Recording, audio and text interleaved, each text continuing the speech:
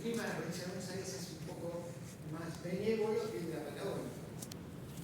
En las costas arenosas la vegetación es muy pobre, porque las plantas tienen un problema para sobrevivir. El sustrato se mueve, hay poca agua, hay salinidad, en verano hace mucho calor. Entonces es muy difícil arraigarse en ese sustrato arenoso. Por eso lo que tenemos en general son herbáceas, son partinas, son plantas herbáceas bajas. Si hay plantas herbáceas un poquito más altas es porque hay acumulación de agua en los espacios entre los médanos. Pero siempre tenemos este tipo de paisaje pobre en especies y además bastante monótono. Así es. En cambio, hay una diversidad faunística, sobre todo de aves. Por ejemplo, el Punta Rasa, en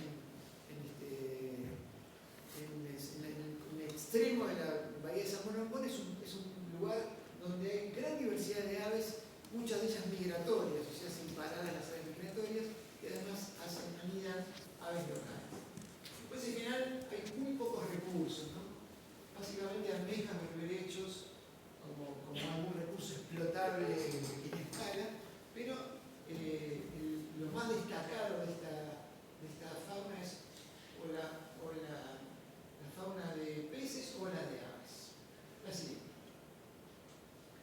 Ahora, ¿cómo se poblaron? Si son costas tan pobres, tan poco atractivas, con agua fría, con viento, ¿por qué se construyeron ahí ciudades? ¿De dónde viene esa idea de que ahí vale la pena construir una ciudad? De hecho, cuando a ver si nos ubicamos también históricamente, hasta mediados del siglo XIX, o sea, hasta 1830 más o menos, lo que eran las provincias unidas del sur, se llamaban así, o eran así, se lo que había quedado el virreinato, la parte donde el gobierno de la provincia de Buenos Aires tenía control era hasta San Borondón. La costa marítima no estaba bajo el control del gobierno central. Estaba en lo que todavía respondía a la población nativa de la Argentina. Recién en la campaña, recién que avanza un poquito es Rosas. La primera ciudad que se funda fuera de eso es Bahía Blanca, como un fuerte, pero el resto de toda la costa estaba fuera del control central. Recién con Roca, en 1880, el gobierno central toma posesión de las costas marítimas. Y ahí empieza el gran problema. ¿Qué hago yo con esas costas marítimas? Está la frontera agrícola que está avanzando, se hacen los puertos para exportar lana, carne, trigo, güeros. Pero salgo de los puertos, ¿qué hago con el resto de la costa? ¿Se entiende? O sea, se reparten las estancias y todas las costas, sobre todo los médanos, son consideradas que no tienen ningún valor. De hecho, en algunas escrituras aparece, ¿no? La propiedad está a nombre de fulano de tal y recibe tantas hectáreas de médano, puro médano sin valor. Lo dicen en algunas escrituras. Ahora, ¿qué cambia? ¿Por qué cambia? Y de golpe, hoy en día, un metro cuadrado, un lote de esos médanos sin valor vale más que la tierra de cultivo que en cualquier estancia. ¿Por qué cambia todo? Por las 6 S. Por las 6 S, exactamente, por las 6 S. Ahora, ¿cómo llegamos a eso? ¿Qué pasa en el medio? ¿Cómo es esa transición, ¿no? De no habitar las costas a que tengan gran demanda? ¿Quiénes veranean en la costa? ¿Quién le encanta la playa? 2, nada más, 3. Bueno, confíes, díganlo. No, díganlo. ¿Quién no soporta la playa? Bueno. ¿En qué momento de la historia las playas empiezan a ser atractivas? ¿Y por qué? porque si miramos la historia, voy a hacer al revés. ¿Por qué les encanta ir a la playa? ¿Quién dijo que les encanta ir a la playa? ¿Por qué te encanta ir a la playa? ¿Por qué te encanta? Me gusta meterme en el agua. ¿Te gusta? Meterme en el agua. ¿Te gusta meterte en el agua? El sonido del mar. ¿Te gusta el sonido del mar? Muy bien. ¿Qué más? ¿Por qué van a la playa? A mí me gusta tirarme en la arena. A descansar. Bien, ¿qué más? Sí, vas a despejar. ¿Y qué les motiva? ¿Qué tiene de particular el mar y esas cosas? Acá no tenemos mar. Acá. Claro. Distinto. Bueno, sí, pero también tampoco tenés sierra y sin embargo vas a la playa. Hay algo en el medio que hace que la playa pase a ser un lugar privilegiado para dedicarle un mes, con suerte, un mes de tu año, ¿no? De tu año. Bueno, piensen en esto. En la historia, el mar nunca fue considerado un lugar agradable. Siempre fue considerado un lugar peligroso. Viajar en barco era digamos, entregarse a la voluntad de los dioses, más o menos. Piensen en la Odisea, piensen en los naufragios, ¿no? Todas las cuestiones conocidas. Piensen en la antigüedad cómo se veían los viajes en barco. Nadie vivía al lado del mar, solamente los pescadores, los comerciantes, los que trabajaban en los puertos, los marineros. Toda esa zona siempre fue una zona marginal. Nadie construía casas al lado del mar, y menos con vista al mar. Hacían casas con paredes ciegas al mar, y si eras un pescador o familia de pescadores, tenían una ventanita arriba para ver si volvía el barco, si volvía el bote, si habías traído la pesca. Así que la idea de que el mar es un lugar agradable, plácido, es muy reciente. Históricamente no fue así. Siglos y siglos esa idea persistió en la cultura occidental. ¿Por qué cambió? ¿Cuándo cambió y por qué cambió? Tiene que ver con la densificación de las ciudades y a buscar otro tipo de vida, otra firmeza. Sí, pero pensá que en la antigüedad también, la gente, en la antigua Roma, por ejemplo, iban a la zona de baños termales. Normalmente el lugar donde los terratenientes pasaban el descanso eran en el campo. Eventualmente, o cerca de la montaña, en Alemania, por ejemplo. Nunca fue el mar. Eran otro tipo. El bosque tampoco, por ejemplo. El bosque también era peligroso. La selva, el bosque era. Todas las historias, miren las historias de Shakespeare, miren las historias referidas al. Por eso, todas las historias populares, el bosque era el lugar de los peligros. El mar también era el lugar de los peligros. Pero en Europa las playas suelen hacer un poco más de frío de lo que se ve. Está bien, pero ¿qué hace? ¿Cómo cambió la mirada? ¿Qué hizo cambiar la mirada que tenemos sobre las costas? ¿Por qué elegimos la costa como lugar de veraneo? Podemos sería los lagos, podemos sería cualquier otro lado. Porque se vuelve un atractivo. Sí, está de acuerdo, pero ¿quién te dijo que es atractivo? Una cuestión climática, porque el verano es insoportable. Ya ves que no necesariamente. En Alemania, en Francia, la verdad que el clima no es. Yo creo que cualquier contacto con la naturaleza está bueno. Para mí es un fenómeno más sociológico. Como quien te dice que está bueno que una pelota entre en un arco, ¿no? Bien. Y como que la haya hecho alguien una vez y le haya empezado a gustar a la gente es como una exponencial, pero cada vez está más. Estamos de acuerdo, es una construcción social. Para Es mí una no, para mí construcción social.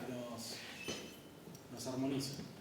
Vos sabés que también eso es muy moderno porque normalmente lo que valía era lo que estaba domesticado, la ciudad era un lugar donde se mostraba el dominio del hombre sobre la naturaleza y la naturaleza era silvestre, era salvaje, era peligrosa, ¿no? Era donde donde el poder del ser humano no llegaba. De hecho, hasta muy avanzada la historia, los terratenientes mostraban las construcciones, las mansiones, los palacios, nunca mostraban el bosque. El bosque era para ir de casa, para tener algún animal para comer nada más. ¿No es una construcción social que viene más del lado de Brasil, con la migración portuguesa? De la, no, Sí, porque pero- allá la mayoría de las ciudades grandes estaban más pegadas al mar y la verdad que ahí el mar sí es cálido. Es cierto, pero eso justamente porque la forma en la que la corona portuguesa fue haciendo posición del territorio fue desde la costa hacia el interior, eso es cierto. Pero eso fue por la imposibilidad de penetrar en el Amazonas, básicamente, no por una elección consciente. Hay una construcción social que cambia la mirada sobre las playas, sobre el mar, sobre el océano. ¿En qué momento se hace esa construcción social? ¿En qué momento cambiamos de tener el mar peligroso a tener el mar deseable? ¿Y los puertos? ¿Eh? ¿Con los puertos no? No, porque dijimos los puertos siempre existieron, porque para el comercio y la defensa eran necesarios. Principio del siglo XX. Un poquito antes. Finales del siglo XIX. Un poquito antes todavía, un poquito antes. Hay algo que cambia mucho. Pensemos, la ciudad se empieza a industrializar, a tecnificar. Tenemos la ilustración, después tenemos la revolución industrial, la ciudad se transforma en una gran máquina donde todos van a trabajar. Y aparece algo que se opone, una visión que se contrapone a esa visión utilitaria de la ciudad, donde había trabajo infantil, donde había gran contaminación. Londres era una contaminación con la revolución industrial impresionante. El Támesis era peor que el riachuelo, los olores, la niebla londinense era un problema de contaminación, no era un problema climático solamente. Entonces aparece algo que se contrapone a ese industrialismo, a esa revolución industrial, a lo urbano, y pone a la naturaleza como centro y como lugar deseable. ¿Quién? ¿Qué movimiento Los hace hippies. eso? ¿Quién lo hace? ¿Quiénes lo hacen? No son los hippies. ¿Eh? No son los hippies. Los hippies son herederos de ellos. Perdón, no. El romanticismo. El romanticismo es el que cambia completamente la mirada, es el que inventa el paisaje. El paisaje que para nosotros es habitual, no existía como lo concebimos nosotros antes del romanticismo. Increíblemente son los poetas los que empiezan, los poetas ingleses, y no especialmente con el mar. Empiezan más bien con el campo, con la selva, con el bosque, con lo bucólico de la naturaleza. Empieza a contraponer la naturaleza contra la ciudad y contra la revolución industrial. Los hippies, Rousseau, el buen salvaje, hay todo un movimiento conservacionista que es heredero de ese romanticismo. Entonces, el romanticismo hace que nosotros miremos el mar y digamos, qué magníficamente plácido es este paisaje. Es una construcción social. Así que nosotros somos herederos, y esa contradicción que decía al principio tiene que ver con eso. Queremos apreciar ese paisaje. ¿Por qué? Porque el romanticismo liga lo que vemos a emociones humanas y hace que frente a la naturaleza nosotros sintamos y asociemos nuestras propias emociones. Y por otro lado, no queremos renunciar a la vida cómoda del celular, digamos, todo lo que la tecnología y la revolución industrial nos trae. La siguiente. Entonces, fíjense que en las costas, la primera cosa que ocurre es una cuestión higienista. Esto lo pongo únicamente por cuestión anecdótica. En algún momento el mar aparece como un lugar donde tomar baños de mar saludables. En Argentina nunca llegaron estas casetas. donde la gente se iba a tomar baños de mar como toma baños termales hoy en día. Hubo bastante en Europa, incluso en Chile hubo este tipo de casitas, pero esto no masificó la visita al mar. Es la primera cosa nueva que aparece en el siglo XVIII y que cambia un poquitito la imagen tradicional que tenemos del mar, pero el romanticismo lo que hace, que sigue, por favor, lo que hace es que mucha gente salga de las ciudades aprovechando los ferrocarriles en Europa, vaya en el día, incluso en cuestión de horas, se instale en poblaciones costeras, en hoteles, y se dedica a la contemplación del paisaje. La mayoría de la gente no se bañaba, no hacían deportes, no tomaba sol, porque tomar sol implicaba que trabajabas, eras de la clase trabajadora, estabas expuesto a las labores cotidianas. Entonces se cuidaba muy bien del sol. Normalmente iban a la mañana a la playa, en Europa, hasta el mediodía, los chicos jugaban en la arena, después iban al hotel, almorzaban, se iban a dormir la siesta, y en la noche cenaban y venían los bailes, las presentaciones sociales, la vida de sociedad. Era el momento donde las familias terratenientes presentaban a sus hijos y a sus hijas casaderas, se hacían los matrimonios, se hacían los compromisos, todo el mundo se conocía, se divertía, bailaba, y en lugar de hacerlo en Londres o hacerlo en una ciudad digamos, de baños termales o en una ustedes vieron Downton Abbey, supongo que muchos de ustedes habrán visto Downton Abbey. ¿No la vieron? ¿No vieron la serie Downton Abbey? Sí. Bueno, ese tipo de vida absolutamente necesitaba que te vistieran porque no sabían ni vestirte. Bueno, ese tipo de vida se llevaba en esta se traslada a la playa. ¿La que sí? ¿La que sí?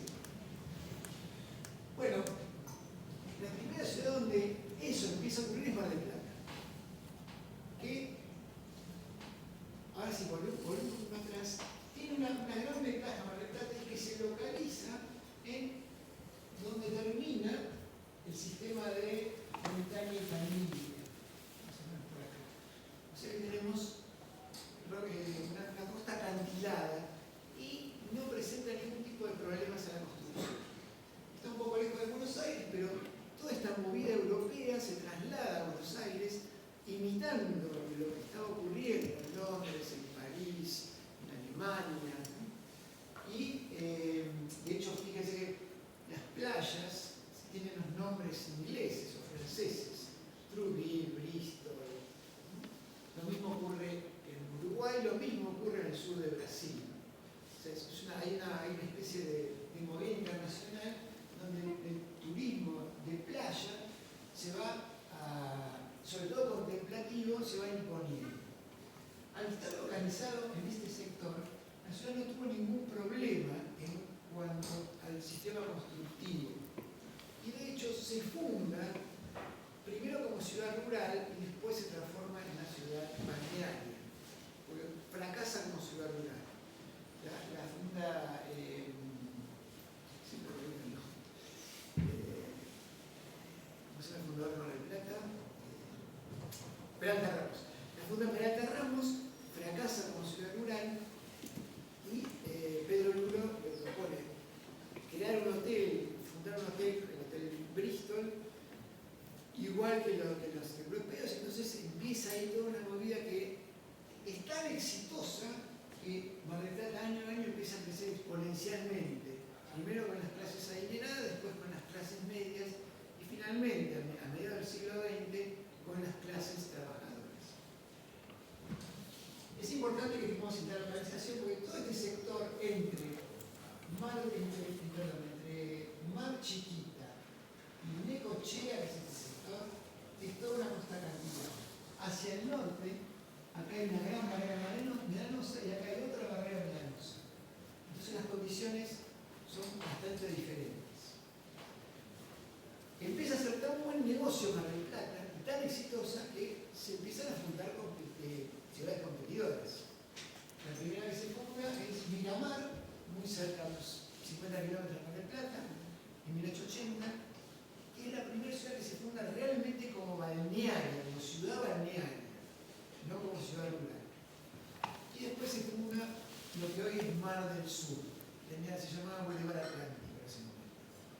fracasa, no tuvo éxito. Después estamos hablando de fin del siglo XIX. Y las ciudades, vamos a ver que tienen el mismo trazado que las ciudades que se estaban fundando en todo el resto de la Pampa. La ciudad de la cuadrícula. La que sigue. Acá tenemos Mar del Plata en la década del 30, 1930 más o menos. Ya con gran cantidad de afluencia de las clases medias y muy popular. La que sigue. Ahora, ciudades competidoras en otros lugares sobre las barreras medianosas del norte y del sur fracasan, porque tienen este problema. Construir sobre arena es muy difícil, no tiene la tecnología. Llegar hasta ahí es muy difícil, no hay caminos, no hay ferrocarril, no logran que se hagan ferrocarriles. Por lo tanto, esta imagen está en muchos lugares de partido de la costa y todo, porque muestra cómo llegaban los materiales y la comida a esas poblaciones. Ya estamos hablando del principio del siglo. ¿La que sí? Toda la movilidad era bastante improvisada, si se quiere. La que sí. Ostende es la primera ciudad que se funda sobre el cordón medanoso. Y se funda con un criterio completamente diferente del que se estaba fundando hacia ese momento. Podemos decir que es la primera ciudad moderna, que tiene un diseño que tiene que ver con la arquitectura moderna, el movimiento moderno. La que sigue. Bueno, ya vamos a verlo después. Vamos a ver cómo es el plano que proponen para la Fundación de Ostende. Fíjense cómo a lo largo del tiempo el turismo y la ciudad balnearia es tan exitosa que empieza a poblar toda la costa de la ciudad de Buenos Aires. En 1900 estaba Mar del Plata, Miramar, Balneario, dijimos el Boulevard del Atlántico. Esta era Necochea, que era una ciudad rural. Esta es Bahía Blanca, que era la que se había fundado antes, más o menos en 1930, que era un fuerte, un punto defensivo. Anda pasando despacito todas las demás, y acá vamos a ver la población estimada estable a medida que pasa el tiempo. Despacito, sigue pasando década, van a ver cómo se va poblando. Acá empieza la oleada fundadora que decíamos al principio, de ciudades turísticas, y adquiere un gran auge a medida que llegamos a esta década, la década del 70. Seguimos avanzando un poquito más, 80, 90. Creo que esta es la última, ¿no? Sí, es la última. Volvemos un poco atrás. Fíjense que digamos, 50, 60 años, toda esta cantidad de ciudades, en su gran mayoría, corresponden a esa oleada fundacional movida por el turismo. Y las ciudades que se fundan son urbanizaciones turísticas, con las características que vimos al principio. Ciudades para el consumo, centradas en una única actividad que es el turismo, y vamos a ir viendo cuál es la dinámica con la que se encuentra este tipo de ciudades. Adelante. Vamos a ver un poquito cómo es la trama. Esta es el casco histórico de Necochea. Necochea no se fundó justo sobre la playa, sino un poquito alejada de la parte rural, no en el cordón medanoso, porque era una ciudad rural. Después se extendió hacia la costa. Tiene la típica cuadrícula, digamos, española. ¿Cuál es la ventaja de la cuadrícula española? ¿Cómo está pensada? Pensamos un poco en la lógica. ¿Por qué? ¿Es una ciudad exitosa o no? Es monótono. Yo sé que acá muchos la critican, ¿no? Muchas cátedras critican la ciudad, la cuadrícula española. Pero veamos un poco por qué sí. ¿Cuál es la lógica de la cuadrícula? Y es fácil de pensarte. Es fácil de orientarse. Muy bien. ¿Qué más? Todos los lotes son iguales. son todos iguales, ahí hay un supuesto sobre el sustrato ambiental sobre el que está creciendo. Supone que si son dos lotes iguales es porque el sustrato ambiental también es homogéneo. Crece sobre un ambiente homogéneo.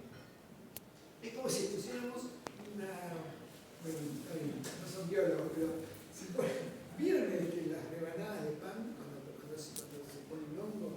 Creo que el hongo crece así redondito. Bueno, ¿por qué? Porque el pan es homogéneo. Entonces, la ciudad tiene un tipo de crecimiento distinto. Y tiene una gran ventaja. Y es que, si este es el centro de la ciudad, fíjense que acá alrededor tenemos 4, 8, 10, 12 manzanas, ¿no? Para esta manzana. Si lo duplicamos, ahora tenemos, para contarlas, 4, 8, 10, 12, bueno, como 20, no me acuerdo, acá hay que contar cuántas son. Casi se duplica la cantidad de manzanas, pero la distancia no aumenta en la misma proporción. O sea, al crecer, se más que duplica la cantidad de manzanas del crecimiento radial. Pero la distancia al centro no crece tan rápidamente como la superficie de la ciudad. Es una ciudad relativamente, digamos, si podemos decir democrática, en el sentido que no hay el crecimiento de la ciudad no excluye de una manera tan drástica a los que están en la periferia. Pero, insisto, supone que estamos sobre un sustrato homogéneo. Cuando hay cuerpos de agua, o cuando hay otro tipo de accidentes, o por ejemplo topografía, ese tipo de cosas, esta ciudad no empieza a funcionar tan bien, empieza a tener problemas. Entonces, ¿qué pasa cuando la llevamos a la costa? Si la llevamos a la costa, todo el mundo quiere estar mirando el mar. Entonces, ahí es como si yo dividiera la ciudad por la mitad. Los que están acá están privilegiados y todo el resto cada vez tiene menos privilegios. La demanda por estar sobre la playa es muy alta. Entonces, este sistema no funciona ya tan bien. ¿A qué sí? Mar del Plata dijimos se fundó con una cuadrícula y ven que tienen unos problemas, ¿no? Si ustedes miran el mapa de Mar del Plata, todo lo que sobre la costa, hay manzanas medio raras, cortadas, no se termina de resolver muy bien el acceso, tiene algún tipo de problemas. ¿La que sigue? ¿La que sigue? Este es el plano de Ostende original. Fíjense que acá hay, primero, ya no es una cuadrícula. Tiene mucho de movimiento moderno, de la ciudad pensada específicamente para una asimetría ambiental. Fíjense que hay un centro que es radial, ya no es una cuadrícula directa, sino que digamos, las diagonales conducen a una zona central. Y esto podemos reconocerlo como un avance, una crítica a la ciudad española. ¿Se sabe quién proyectó eso? Sí. Yo no lo tengo acá, pero sí. De hecho, esto, lamentablemente, se fundó Ostende en 1913 y empezó a construirse, y después vino la Primera Guerra Mundial, se quedaron sin dinero y abandonaron todo el proyecto. Lo único que queda de acá es el muelle viejo, el hotel viejo Ostende. Está en la pelea Ostende, ¿no? Donde fue el autor del Principito. Exactamente, esto está en la que sigue.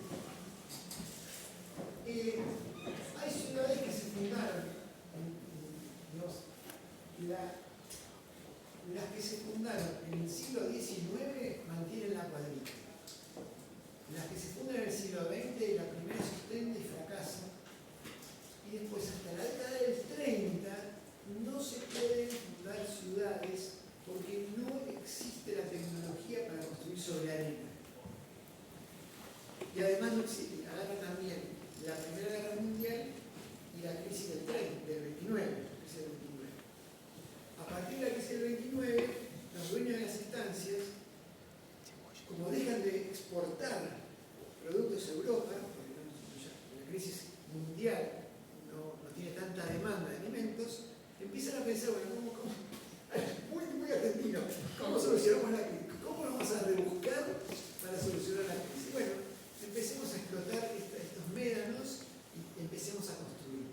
Así se construye, por ejemplo, Pinamar en la década del 40, los buques empiezan a forestar para hacer playas, se funda en el 36, se funda Mar de Ajó, se funda simplemente el mismo año, Gesell también se funda más o menos en el mismo año.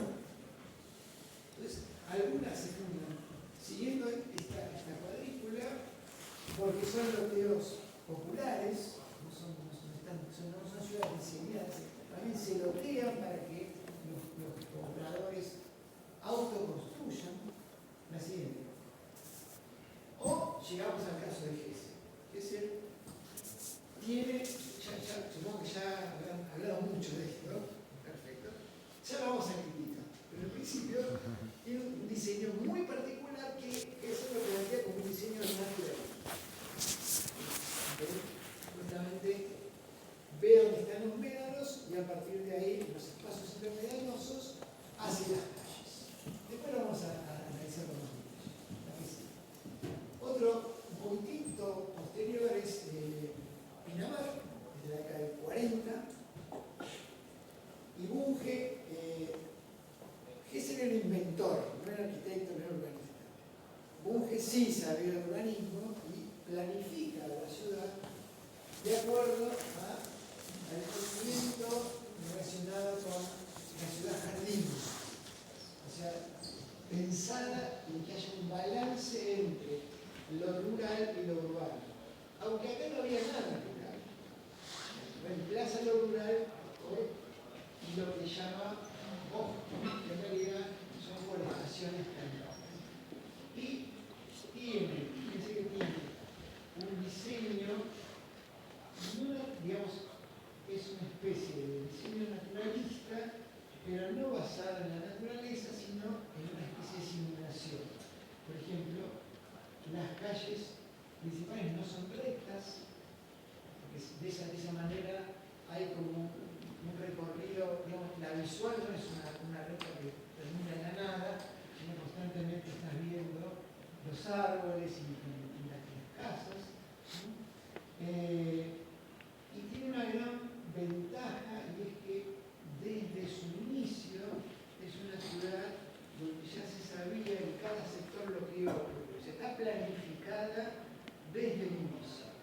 El crecimiento ya estaba previsto y los distintos tipos de edificación y densidades ya estaban contemplados en el diseño de la ciudad. Bueno, pero están construyendo sobre arena, por lo tanto, ¿cómo solucionan el problema? Yo creo que eso ustedes más o menos ya lo habrán comentado. Lo que se hace es, en principio, se fija el terreno, funciones, forestaciones exóticas de crecimiento rápido, y después se empieza a urbanizar deforestando, porque en realidad primero forestamos para conservar el terreno y después vamos sacando los árboles para hacer lugar a la edificación. ¿Verdad que sí? Bueno, ¿cómo crecen estas ciudades? Dijimos, Pinamar está planificada con mucha anticipación, pero el resto de las ciudades no está planificada así. Está el plano, pero ese plano se va llenando de una manera despareja, no sabemos cómo se llena. Pero el primer punto es cómo se llena ese plano. Porque en muchas de estas ciudades vos ves donde está la manzana y llegás y está en médano, no hay ni calle a veces. Pero bueno, en la realidad, ¿cómo fueron creciendo? Nosotros hicimos unas preguntas a nuestro equipo de trabajo. ¿Se van densificando de la misma manera? O sea, hay un centro que a partir del centro hay mayor densidad y hacia la periferia esa densidad va decreciendo, o se va llenando con malazar, ¿no? Con un mismo patrón en todas las manzanas. Esa es una de las preguntas que nos hicimos. Cuando se construye, ¿qué se construye? No solamente cómo se ocupa el terreno, sino qué tipo de edificación se hace. En ciudades que donde no están planificadas, solamente están en el lote. Si cambian, ¿de qué depende el cambio? Bueno, nosotros hicimos este trabajo en 6 ciudades, elegimos en cada ciudad 90 manzanas del frente costero, estudiamos un montón de características, la edificación, cómo estaba instalada la edificación en el terreno, si estaba perímetro libre, si estaba sobre la parte trasera, si estaba sobre el frente, un montón de características. El tipo de materialidad, los espacios verdes, qué tipo de medidas tenía, para ver si efectivamente el patrón de crecimiento era común o iba a cambiar a medida que la ciudad se densificaba. Acá no vamos a ver, ustedes me pueden, acá tiene un libro, pueden copiar el capítulo correspondiente y se ve en las distintas ciudades cómo se comportó cada una de estas características que analizamos. Así. Acá tenemos algunas de las hipótesis con las que empezamos a trabajar nosotros. A medida que la organización avanza, pensamos, hay mayor heterogeneidad en el tipo de edificación. Esperaría que haya mayor heterogeneidad. ¿Por qué? Porque pasa el tiempo, cambian las modas, ¿no? Hay también libertad porque no hay un código de edificación que te obligue a un cierto tipo de vivienda. Entonces uno espera que haya mayor diversidad a medida que va pasando el tiempo. Que haya menor porosidad, o sea que en realidad se vaya concentrando gran cantidad de edificación en el frente costero, que haya mayor diversificación de usos a medida que pasa el tiempo, que haya más población estable, por lo tanto menor estacionalidad, que el municipio, a medida que nos alejamos del centro, cada vez sea menos presente y mantenga menos. Bueno, distintas hipótesis que las planteamos a partir de consideraciones un poco teóricas. ¿Verdad que sí? No vamos a ver todos ellos, si quieren los pueden consultar. Lo que sí llegamos a la conclusión de que todas estas urbanizaciones tienen un patrón de crecimiento común. A partir de un centro fundacional, que aparece en el número 1, los números indican el orden en el cual se va densificando la ciudad. O sea, se densifica mucho primero en el centro fundacional y después se va densificando en el frente costero y se va densificando en la zona que corresponde a servicios, en general, servicios y equipamiento urbano. Y lo que queda sin densificar, me parece en el plan, con poca construcción, es lo que aparece ahí con el número 5. Este es el patrón que siguen todas estas ciudades. Sobre todo las que crecen espontáneamente, la ciudad de Partido de la Costa, Villa Gesell, Balneario, Río Negro, las grutas, Balneario Las Grutas, bueno, todas estas localidades de pequeño tamaño voluntariamente. ¿La que sí? Ahora, más allá de cómo se construye, también la forma en que se habita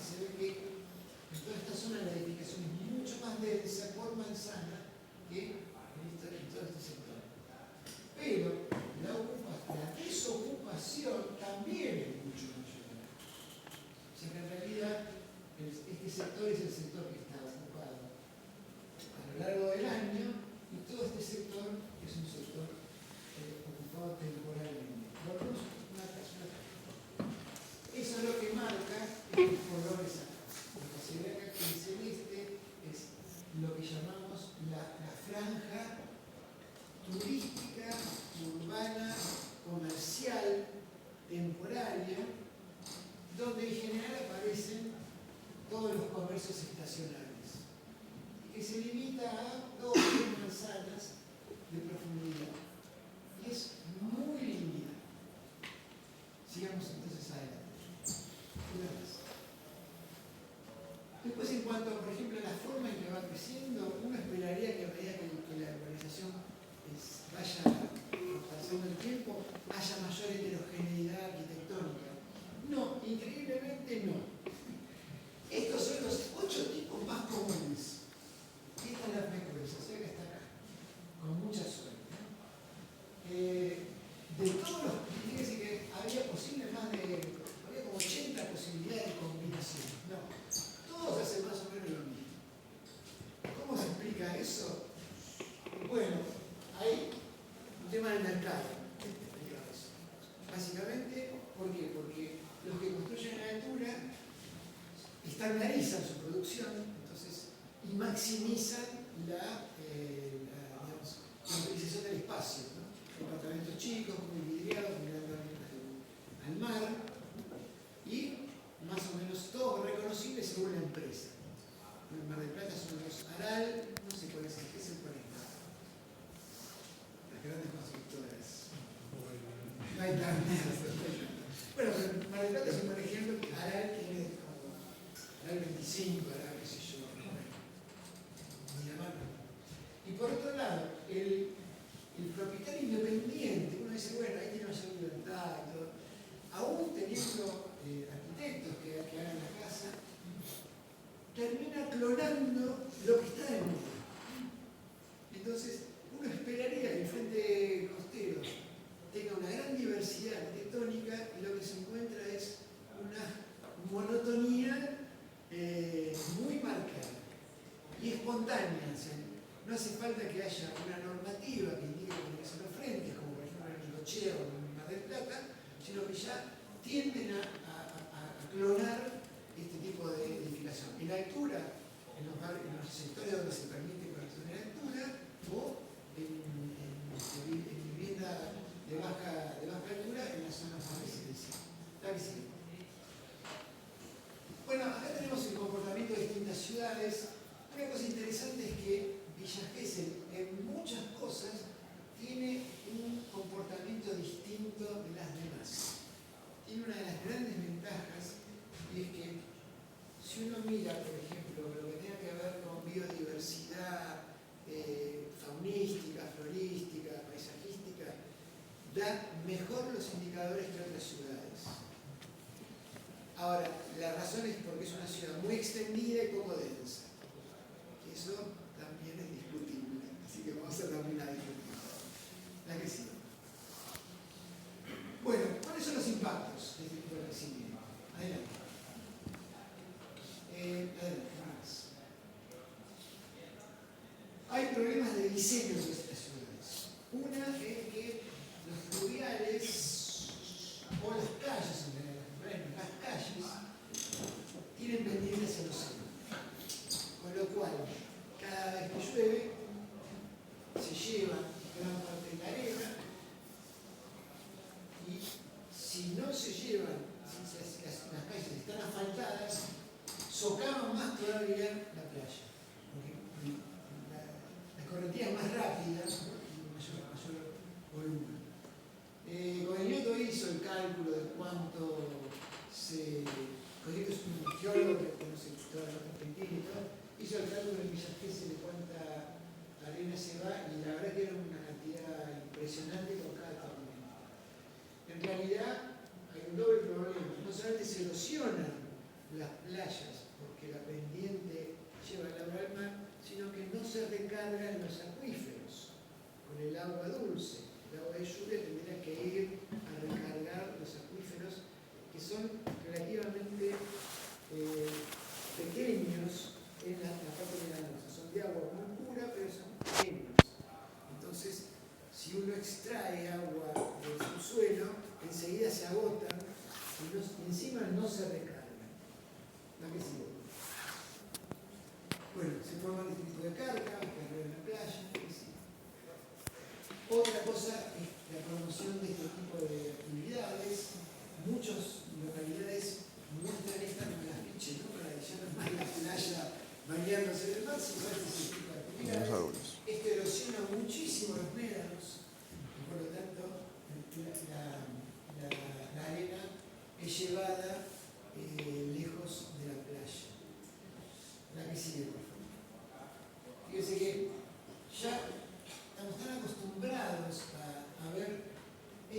consideramos que esto es un medio natural, cuando en realidad está erosionado por las 4x4, por la extracción de arena para la construcción y por los codicitos.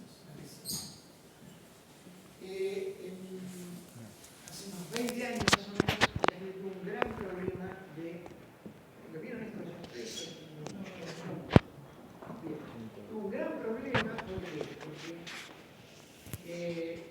tuvieron inundaciones y el mar entró 150 metros adentro de la ciudad. O sea, las primeras manzanas estaban completamente inundadas en el centro y en el sur. Entonces, bueno, el intendente en ese momento agarró la cabeza y ¿qué hago? Y es un problema grave. Entonces lo primero que hizo, era un momento político justamente que permitía eso, dijo, bueno, es el cambio climático. Como es el cambio climático, el mar asciende, ahora entonces entra dentro de la ciudad, tenemos que pedir ayuda. Como no depende de nosotros, tenemos que pedir ayuda a la provincia o a la nación. Bueno, fueron los geólogos y dijeron, mire, si es cierto, el cambio climático hace sobre el mar, pero tanto no subió. El problema que tiene usted es un problema local. ¿Qué había pasado? Acá las distintas gestiones sacaron el médano que tenía que estar. Acá tiene que haber un médano frontal. ¿Sí? Entonces, cuando hay una tormenta, se encuentra con el médano, socava un poquitito la base del médano, pero después, cuando el mar está calmo, la arena que se fue al submarinal, las olas suaves van llevándolo en forma de unas barras. ¿Vieron que se forman barras en la playa? Esas barras se van acercando a ese médano y recuperan el médano frontal. Ahora, cuando ustedes sacan el médano frontal, porque la primera ley de edificios quieren tener vista al mar, sacan la primera defensa natural. Así que esto ha sido generado por la mala gestión de las playas. Por otro lado, en realidad le dijeron, bueno, como ustedes generaron el problema, ustedes tienen que solucionarlo. Fueron a la provincia, ¿por qué? Porque, ¿saben qué? El dominio de las playas no es municipal, sino provincial. Tampoco es nacional. O sea, ¿quién tiene el dominio original? ¿Quiénes son los dueños de la playa? La provincia. Terreno público y provincial. Entonces, la provincia dijo, no, nosotros no vamos a hacernos cargo, ustedes generaron el problema. Y acá, al intendente que le tocó, tampoco tiene la culpa, porque en realidad es una cantidad de problemas acumulados a lo largo de muchos años, que es como en la gotita que rebalsa el vaso, ¿no? Vas poniendo gotita y explota algo. A partir de ahí hubo un programa de recuperación de la playa. Esto lo vieron, ¿no? Vieron las playas, no mucho. Bueno, lo que hicieron fue unas pasarelas elevadas de madera. Estos balnearios que eran de material, a medida que se fueron venciendo las concesiones, obligaron a derribar las edificaciones porque se erosiona cuando el agua pega contra los muros, y está acabando también la base, y entonces terminan derribando. Ahora los balnearios tienen que ser desmontables, de material reciclable, sobre pilotes. Hay todo un sistema de recuperación de playas que no logra volver a la situación original, pero no empeora tanto la erosión de la playa. La que sigue. Acá tenemos, no es solamente en Villa Gesell, naturalmente pasa en todas las costas de la Argentina, salvo en el Partido de la Costa. El Partido de la Costa es el único lugar de la costa argentina donde naturalmente la playa se ensancha, o sea, se deposita arena. Cuando no se deposita es porque hay una mala gestión urbana. Por ejemplo, en San Bernardo. ¿Conoces San Bernardo? ¿Conoces San Bernardo? San Bernardo tiene problemas de erosión justamente porque han hecho lo mismo que pasaba en la que sigue. explosión agresiva. También genera problemas con el dominio privado y el dominio público.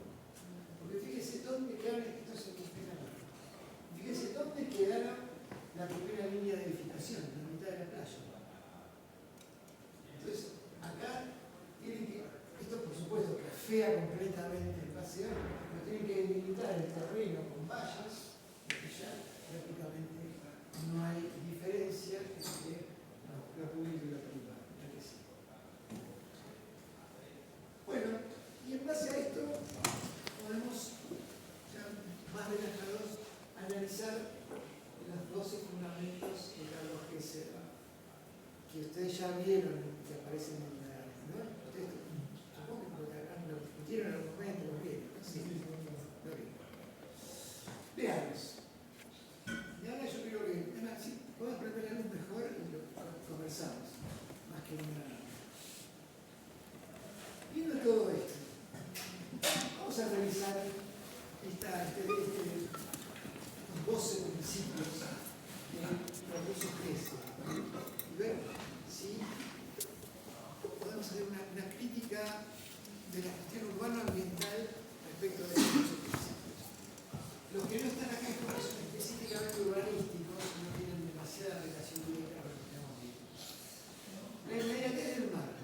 Una cosa que se proponía era que la ciudad tenía que acercarse, aproximarse al mar suavemente y no tener esa avenida costanera. ¿Qué les parece? ¿Está bien? ¿Está mal? ¿Se soporta? ¿Se sostiene? ¿Es una buena iniciativa? ¿Funciona? La pregunta es, ¿funciona? Es porque básicamente es eso. Para el turismo sí. Para el turismo funciona. Bien, vos sos la intendenta de Gesser. Mañana llegás y... Bueno, para la persona que vive ahí, por ahí no, pero para el turismo sí. ¿Qué tendría que haber? ¿Cómo tendría que plantearse la ciudad? Pensemos también en lo que está creciendo el partido de Gesser, ¿no? El sur está creciendo, tiene posibilidades de urbanizarse, ha habido concursos recientes también en esa zona. ¿Nos permitirías que sea inmediatez del mar? Claro, la ciudad no esté pegada a la playa y no. Es horrible. Salvo Mar del Plata, diseñada de otra manera. No, estamos en Gesser, ¿no? Estamos en Gesser. O sea, en las nuevas construcciones, en los nuevos sectores que se abren para la urbanización, ¿insistirías en la inmediatez de la ciudad del mar? O sea, inmediatez de vivir cerca del mar, por ahí no. Porque está sacando la parte natural que tiene muchas veces. ¿Construirías ahí al lado de la playa? ¿Alguna otra opinión? ¿Alguien que esté en desacuerdo? ¿Se podría pensar en algo sustentable o que se pueda, que sea itinerante? No, Casas móviles. no sé si casas, pero se podría proponer algún tipo de equipamiento que sea sustentable y amigable, porque la verdad que crear una franja construida sobre la costa, la verdad yo no estoy de acuerdo, pero tampoco es terreno que se pueda aprovechar y espacio que se pueda aprovechar para algún tipo de equipamiento y darle algún tipo de uso. Bien. ¿Algún otro comentario? A mí me parece que si pones viviendas que están relativamente cerca del mar son más para los turistas y los turistas contaminan muchísimo. Pero la ciudad vive de ellos. Sí, pero te contamos, si encima lo tenés cerca del mar, va a estar ahí todo el tiempo y va a seguir ensuciando todo. Ahora, si no está cerca del mar, no viene. Pero, no, bueno, eso. Pero si no tenés nada construido, va a ir igual, porque va a estar, no sé, a 2-3 cuadras del mar por ahí. Hay una ordenanza, un decreto provincial del 2202 de 2006, que lo que propone es que las urbanizaciones nuevas dejen unos 300 metros hasta la línea de edificación. Eso es una solución intermedia. Ahora,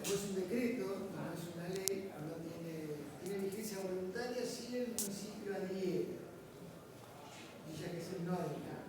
Ahora, el último plan, sobre todo toda la parte sur, la parte norte, que se puede seguir como creciendo, está haciendo. Bueno, es una buena noticia. Segundo punto, no a la ciudad española, no al centro con la plaza, la iglesia, el cabildo, sí, al centro sí, ese es el segundo postulado de Hess. ¿Qué opinan? ¿Está bien, está mal, vale la pena, es bueno, malo?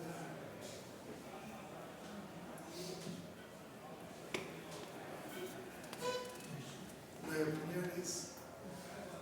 Por ahí la plaza central lo que ayuda es a concentrar la gente en la noche, no sé, se me ocurre. O sea, como que tenés, no tenés un centro específico en Villa Gesell, ahora pasa, pero si vos tenés que diseñar una ciudad cerca de la playa, a la noche no, en general la gente no va a la playa porque hace frío. Te vas a ir más adentro y poner una plaza central es como que ya tenés todos los comercios alrededor de la plaza y todo. Bueno, yo fui muchos años a vacacionar a Mar del Plata y me quedé con esa cosa. Bueno, es que es un buen comentario, o sea, no existe un lugar de reunión central, no existe un lugar de central. Ahora, acá es interesante, yo no me detuve en particular en esto, pero porque no quería hacer la muy larga, pero toda vez que se diseña una ciudad, se diseña con una cierta mirada sobre el territorio. Ahora, la mirada española dijimos es que el territorio es homogéneo, por lo tanto, la funcionalidad está dada con la accesibilidad, con una cierta igualdad, ese tipo de cosas. Ahora, ¿por qué no lo propone Gesell? En este caso, él no quería ser una ciudad española, pero él piensa en, fíjense, ¿qué modelo está tomando? Piensen de dónde viene, a qué mira y qué quiere instalar en Gesell. Estados Unidos. No. Estados Unidos no tiene ese tipo de... Pero la idea de, no sé, Wright, Brode, ¿no? Con esta idea de que son productivos, consideran como la topografía existente, ¿no? Ese pensamiento del lugar, y no esta idea utópica de pensar algo que se repite independientemente de donde sea. Es cierto, pero no lo toma de Estados Unidos. Él en realidad está pensando en Europa Central. Él está pensando en una zona con topografía. No está pensando en una llanura. Tenés razón lo que decís, pero no toma a Estados Unidos como modelo, sino toma como modelo una ciudad alemana, una ciudad austríaca, donde vos caminás y tenés relieve, tenés toda una topografía que hace las ciudades interesantes, como Madrid, si querés una cosa así. Él piensa los médanos como si fueran el relieve de la ciudad, lo transforma en una ciudad interesante. De hecho, si ustedes la comparan, no es muy distinta de General Belgrano, por ejemplo, que está hecha sobre la sierra. Vas caminando por el centro de Gesell y vas subiendo y vas bajando. Entonces, tiene la visión del europeo del centro. Y él quiere reproducir en la zona medanosa ese paisaje, ese tipo de ciudades. ¿Está bien? ¿Está mal? ¿Funciona? ¿No funciona? ¿Cuál es el problema? ¿Son montañas los médanos? No son montañas. Exactamente. Los médanos no son montañas. Lo que hace Gesell es, y lo hace también Bunge, congela un paisaje dinámico. Lo congela en un determinado momento. Ni siquiera en su mejor momento. O sea, congela el médano en el momento que hay la foresta. Si eso, piensa que es un paisaje dinámico, pero todo el tiempo se está moviendo. El médano crece, se mueve, migra. Si yo lo congelo, en algunos casos congelo un médano demasiado grande, en otros casos un médano demasiado chico. No estamos hablando de que hizo un promedio y a partir de ahí tomo eso como referencia. Congela un determinado paisaje.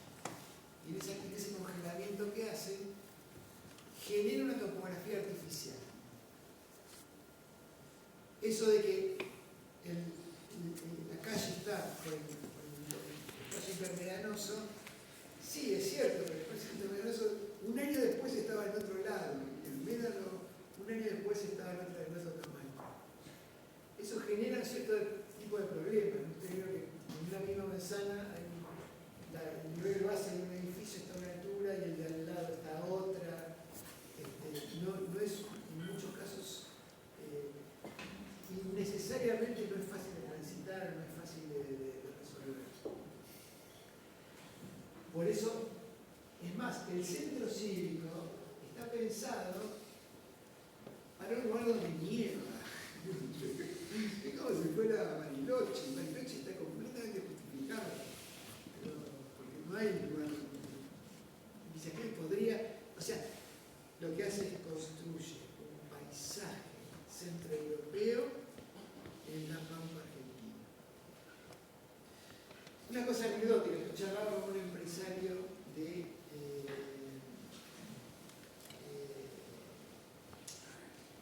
Mar de las Palmas, de Mar de las Palmas. Y me decían, bueno, nosotros acá queremos una ciudad lenta. Una ciudad lenta está diseñada para ser una ciudad lenta, que todos caminen, todos como 15 minutos de un lugar. Entonces no queremos acá McDonald's, no queremos Burger King, no queremos nada así.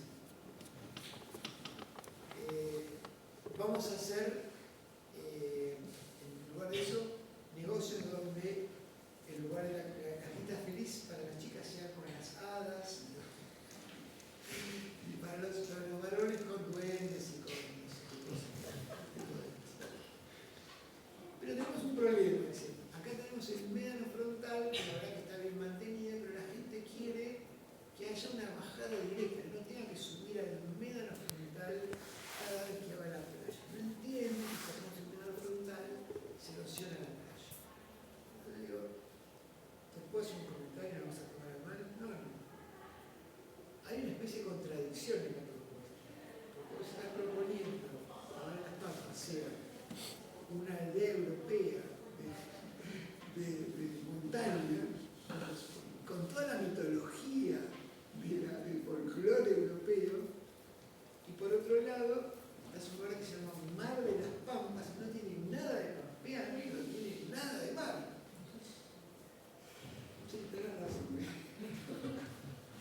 Bueno, ahí tenemos el tema entonces de por qué este centro cívico lo propone con esa mirada. Calle de comercio, propone que haya una calle comercial. ¿Qué ocurrió? ¿Funciona, no funciona? ¿Es así, no es así?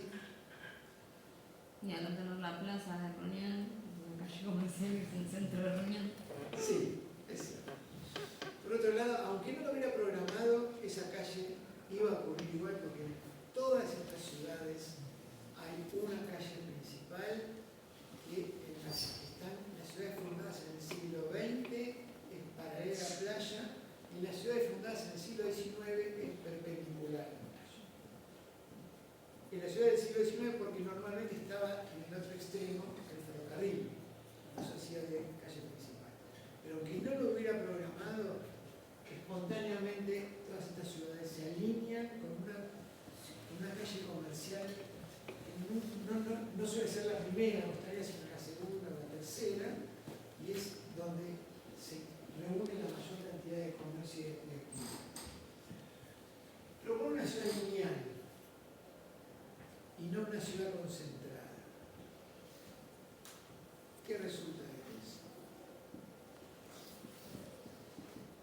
Hay que entropizar más territorio, hay que fijar más rutas y ocupar más territorio para una población que sigue siendo un poco densa. Sí, exactamente. Dijimos que los indicadores daban bastante bien, porque es una ciudad muy extendida, ocupa una gran superficie con una densidad relativamente baja. Ahora, las ciudades lineales tienen problemas, ¿no? Cada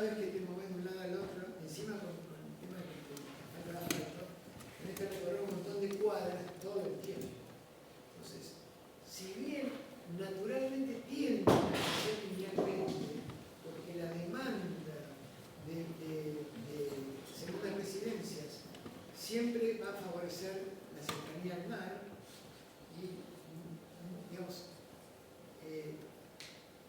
la valoración, el valor de los departamentos y las casas alejadas del mar disminuye muy rápidamente a medida que te alejas. Entonces hay mucha demanda, la ciudad tiende a crecer linealmente de manera natural, pero aún así tiene todos los problemas de la ciudad lineales.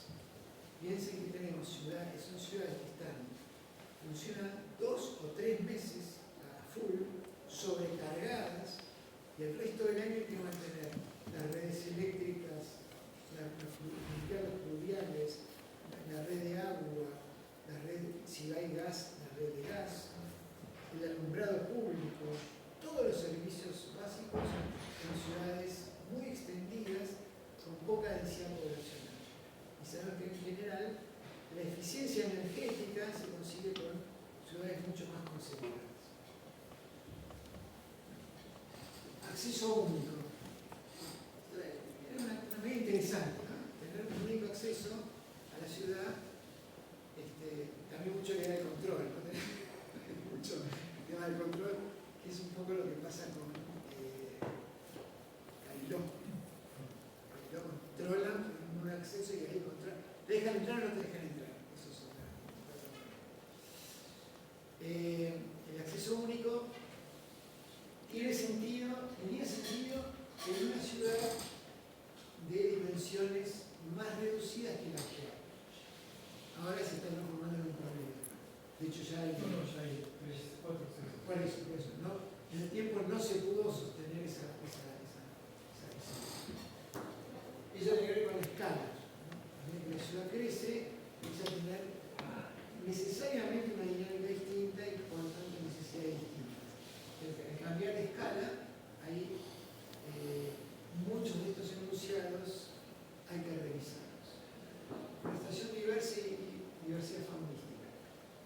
En este sentido, eso sí sigue siendo una cosa vigente desde el punto de vista ambiental. De hecho, Gesell tiene una de las diversidades en las áreas de espacios verdes mejores en comparación con otras ciudades turísticas también, por esta idea de la forestación diversa. Y en realidad, cuanto mayor es la diversidad de la forestación, mayor es la diversidad faunística también, y más atractivo también es la ciudad. Se hizo un estudio en Villa Gesell en comparación con otras ciudades, viendo cuál es el precio de las propiedades a medida que te alejas de la playa. Sabemos que cuanto más cerca de la playa, más alto el precio. Ahora, en Villa Gesell, el precio no cae tan rápidamente a medida que te alejas de la costa como en otras ciudades, porque hay una valorización de la forestación. O sea, eso también es parte de lo que el propietario busca y valora. Así que esto es una muy buena decisión. Bueno, con esto ya terminamos, digamos, esta